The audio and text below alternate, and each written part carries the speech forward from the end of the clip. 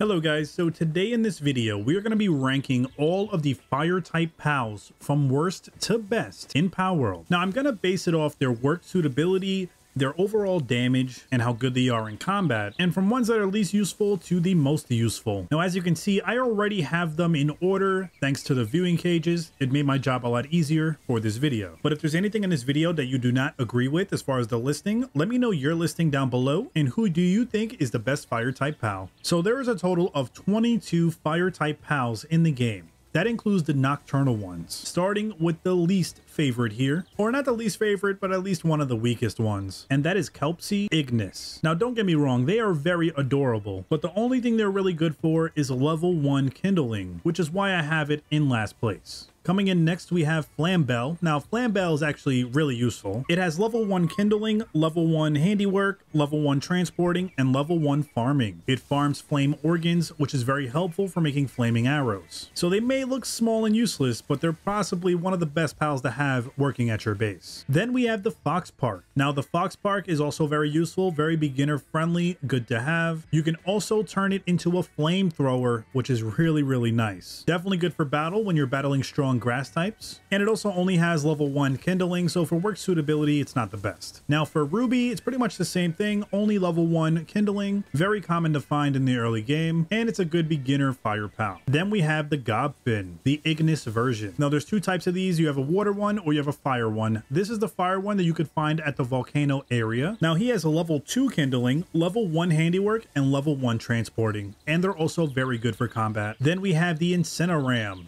The Incineram is also a pretty good pal. Level 1 kindling, level 2 handiwork, level 2 transporting, and level 1 mining. So very good for your base and very good pal to just have with you in your party. It's also a dark type, so I think that gives it an advantage over other types of pals. Then next we have the Arsox. The Arsox is rideable, and he also keeps you warm if you ride him in the snow area. So if something happens to where you're in the snow area and you're dying from the cold, you can throw one of these out, make a saddle, ride them, and it'll keep you warm the whole time. Very good moveset, level 2 kindling, and level 1 lumbering, so he could get you some wood. Then next we have the Lee's Punk, and this shy looking guy here is not the greatest. He does have level 1 kindling, level 1 handiwork, level 1 transporting, and level 1 gathering. Pretty decent on the work suitability side. Then we have the Pyrin, which pretty much by looks like an electric type, but it's actually a fire type. It has level 2 kindling and level 1 lumbering. I believe it is rideable as well, and as you can see, they look pretty cool. Then you have the Pyrin, but the nocturnal version,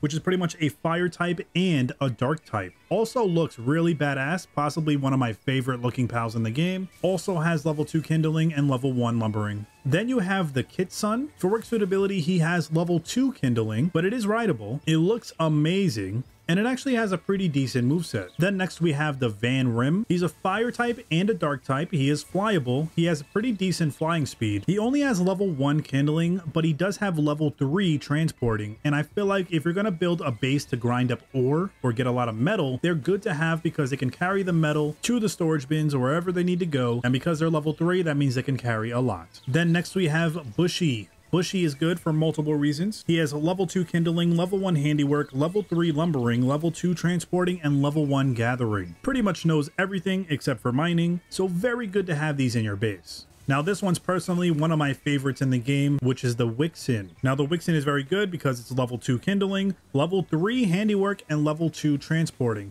Good around the base, and they have a very good moveset. They are very strong. Then we have the Blaze Howl. Now the Blaze Howl obviously looks amazing. Level 3 kindling and level 2 lumbering. Now any kindling that's level 3 or above is considered really good for either melting your metal or cooking up your food. And he's a level 2 in lumbering, which also means that they're good at gathering wood. So pretty much this one and this one are the same. This is just the nocturnal one. So this is a fire and a dark type with the same work suitabilities. Then we have the Reptyro. The Reptyro can also be found in the volcanic area. They are very good for combat. I mean, they're pretty slow, but they actually are very strong. They have a very strong moveset. It is a fire type and a ground type, which means you're strongly effective against grass and electric types. Level 3 kindling and level 3 mining. They're also rideable as well. These guys are definitely my go-tos for sure, and I love having them in the base. Next we have Blazamut, who's kind of shy right now and doesn't want to look my way. Now, Blazamut is insanely good, and I just love the look of him. Very intimidating for sure. It has level 3 kindling and level 4 for mining. So one of the best miners and really good at kindling, so definitely good to have in your base or in your party for combat. Next, we have the Suzaku, which sort of looks like a nice gentle dragon. It has really nice eyes, a gentle presence,